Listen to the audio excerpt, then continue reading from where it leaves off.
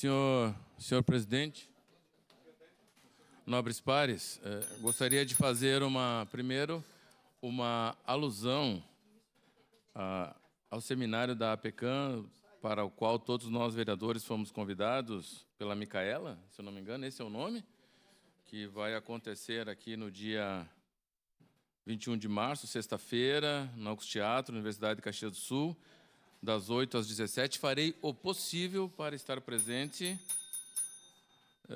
porque eu tenho certeza que, infelizmente, cada um de nós tem alguma pessoa que está acometido por essa doença, infelizmente, ou conhecido, alguém da família, e nós temos que estar bem presentes para tentar também ajudar a entender como é que funcionam essas instituições que nos auxiliam. Também hoje é um dia que, infelizmente, temos que lembrar, por conta do que está na mídia, vou tratar assim com muita rapidez. Fazem 5 anos que, infelizmente, na humanidade, nós somos acometidos pelo Covid, que o Covid também, penso que foi uma grande reflexão que falou da nossa, literalmente, da nossa fragilidade enquanto seres humanos, né? Esse evento mundialmente falado, decantado, nós aqui à época, enquanto Câmara de Vereadores, sabemos a adequação que tivemos que fazer e precisamos, vereadora Andressa, nós que estamos falando ali da finitude, e hoje foi um dia que nós falamos desde o início da sessão, entender às vezes que nós precisamos, naqueles momentos mais importantes, sermos pessoas melhores. O Covid trouxe essa mensagem para nós, infelizmente, né? Que nada é tão forte na fragilidade da vida. Mas eu gostaria de falar agora os 2 assuntos que vou me ater principalmente. Sexta-feira, última, nós tivemos a oportunidade, alguns vereadores que puderam comparecer no CIMEX. E eu fui particularmente no CIMEX por conta de que tive a oportunidade de estar como secretário da Educação e nós tivemos lá a parceria com a Escola do Amanhã. E a Escola do Amanhã é um projeto que é ligado ao CIMEX, para principalmente ajudar aquele jovem, e com foco na vulnerabilidade, para atuar num polo fundamental e que contribui para a nossa economia, que é o polo metal mecânico. Mostrar para esse jovem que a indústria, e eu que sou oriundo do Senai, vereador Juliano, sou oriundo do Senai, trabalhei na indústria, trabalhei na Maesa, sou do tempo da ajustagem mecânica, que a indústria não é mais aquela empresa de chaminé, de fuligem, onde as pessoas trabalhavam por não ter outra opção. Não, hoje, principalmente, é tratado, hoje se tem inteligência artificial, robótica. Que combinou essa nossa visita como um todo. Ontem, fui representando essa casa na Câmara de Indústria e Comércio, onde estava ali o senhor Paulo Hermann, que falou, é o CEO da Fiergs, e nos trouxe alguns números bem importantes com relação, vereador Libardi, Vossa Excelência, que é muito ligado aos metalúrgicos, nos últimos de 2000 a 2020, 700 mil gaúchos saíram do Rio Grande do Sul, uma força intelectual para ir para o exterior, trabalhar lá no exterior. Essa força, preparada para atuar aqui no Rio Grande do Sul, ela foi para um outro país. E essa força de trabalho, ou seja, quase 10%, de 10% a 15% em 10 anos, essa força de trabalho preparada saiu do Rio Grande do Sul para procurar outras oportunidades na Europa ou na América.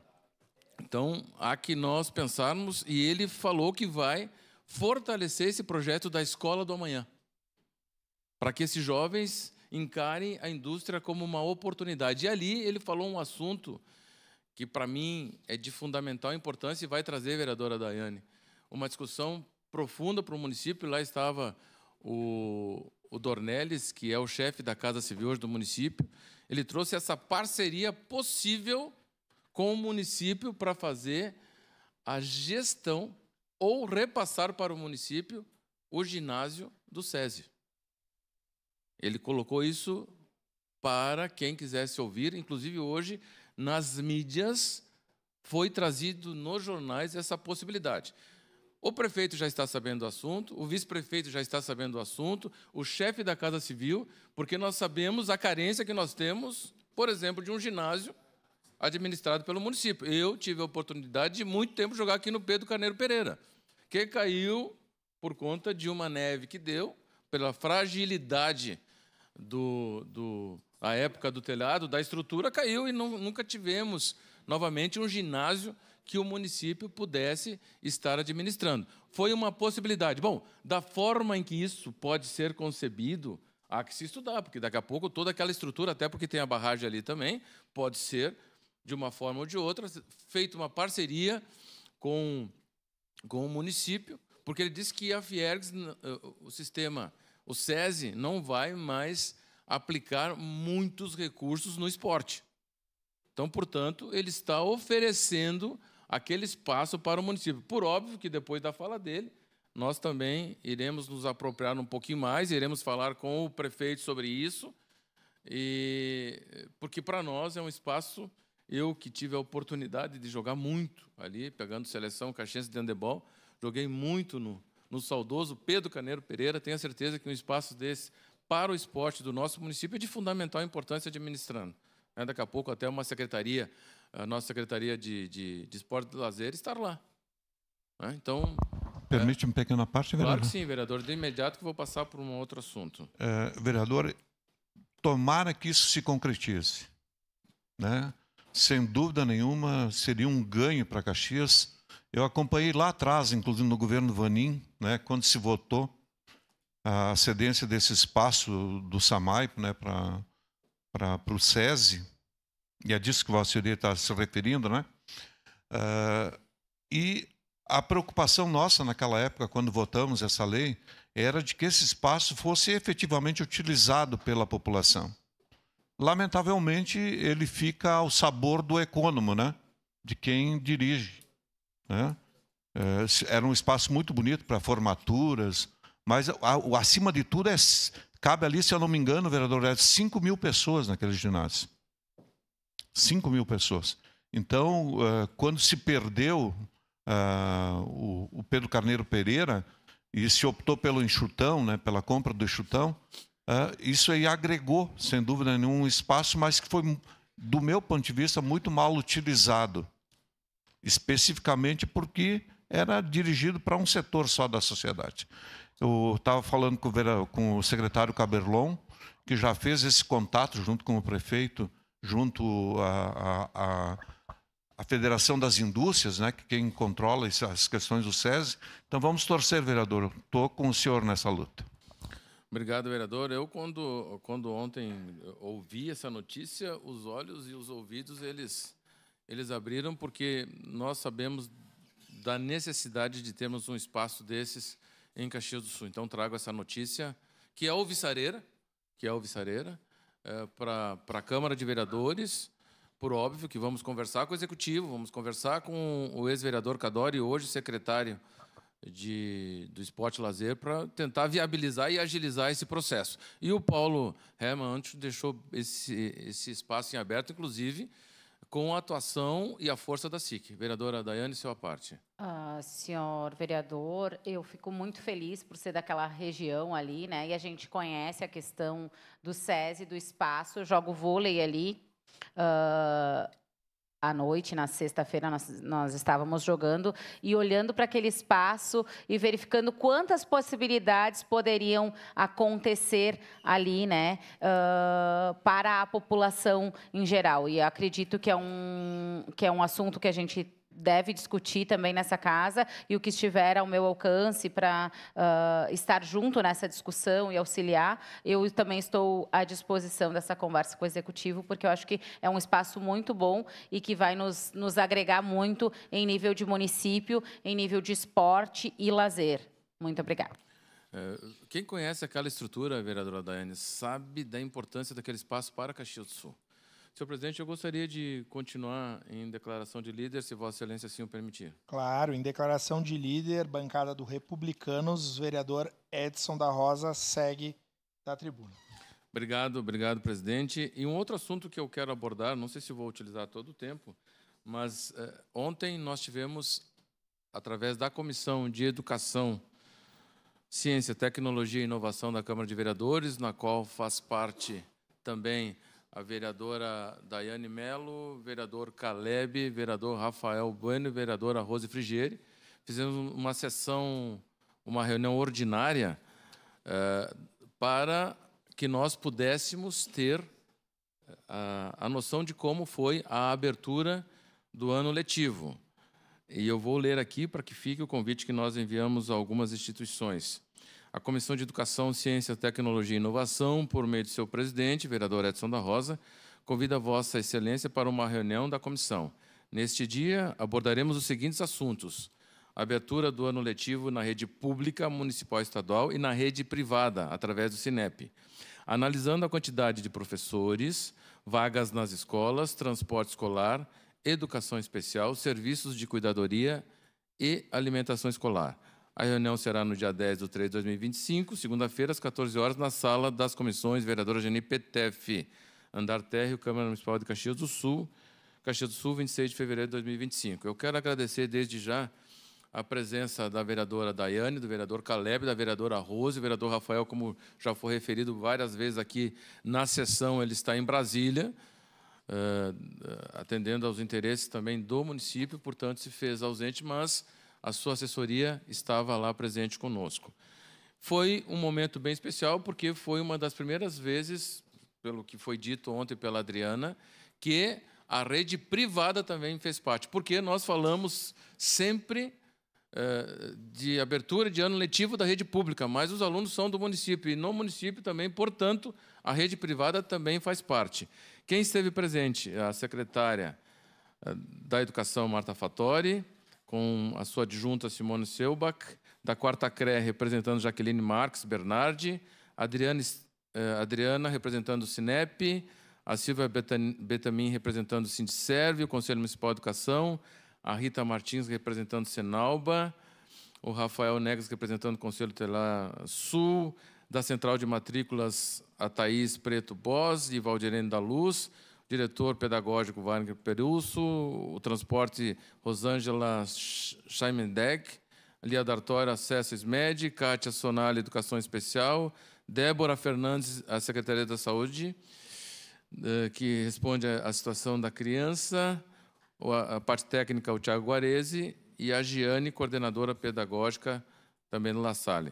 Fiz questão de fazer essa leitura inicial, porque é importante que nós saibamos que todos aqueles que foram convidados participaram, até porque nós tivemos uma reunião da Rede de Atenção ao Estudante, na qual esteve presente o nosso presidente Lucas, e lá foi solicitado que todos os atores envolvidos na educação estivessem nessas reuniões. E nós convidamos a Secretaria da Saúde, que esteve presente, para que nós tenhamos pertencimento. E os números que foram apresentados para nós, principalmente da rede, aqui eu vou tentar sintetizar, e da rede privada de Caxias do Sul, foram alguns números que foram trazidos para nós, que tem em torno de 12.400 alunos, 12 escolas de grande porte, 3.000 professores, e eles têm uma função muito importante que talvez nós não consigamos perceber. Nós temos algumas indústrias e empresas de porte grande aqui que absorvem os alunos que vêm com seus pais, que são contratados para atuar numa parte mais técnica dessas empresas. Quem é que absorve? Absorve a rede privada, porque senão, e nós sabemos que o colapso na prestação de serviço na educação está acontecendo por conta disso. Nós temos todo um movimento migratório e imigratório das pessoas que vêm para Caxias do Sul, por tudo aquilo que nós falamos, e uma parcela desses alunos são absorvidas pela rede privada. E uma das coisas que ela nos traz, né, a necessidade de adequação e da formação de profissionais de cuidadoria, principalmente da educação especial, por conta da judicialização também que eles sofrem desse processo de judicialização para o atendimento de crianças, e também tem uma questão dos atendimentos terapêuticos, que estão faltando os profissionais para a rede privada também. E nós sabendo, vereador Bortola, Vossa Excelência aqui que sinaliza positivamente com a cabeça, por conta que tem uma frente parlamentar sobre doenças raras, né? Nós sabemos do quanto é importante a formação que o município precisa. E aí não só na rede privada, na rede pública também, né? Por conta de toda essa situação da judicialização. Alguns números que foram trazidos pela rede municipal de educação sobre a merenda escolar. Hoje, nós, por dia, nós temos 39.200 refeições dia, perfazendo um total de quase 8 milhões de refeições por ano na rede pública municipal. Onde nós temos uma rede que em torno de 4.000 profissionais, mais de 40.000 alunos, perfazendo um total de corpo docente, discente, profissional da educação, cerca de 50.000 pessoas na rede pública municipal. Um dos assuntos que muitos profissionais, e a vereadora Marisol também, é uma preocupação com relação a isso, é o Cineb e o CEMAP. O Cined e o CEMAP. O que foi dito ontem? Que hoje iniciam as reuniões do Conselho Municipal de Educação. E a reestruturação, hoje eles vão apresentar para o Conselho Municipal de Educação a nova reestruturação desses dois órgãos e que irá continuar de um formato diferente, de forma onde lá no CEMAP já existia e também terá o atendimento nas escolas.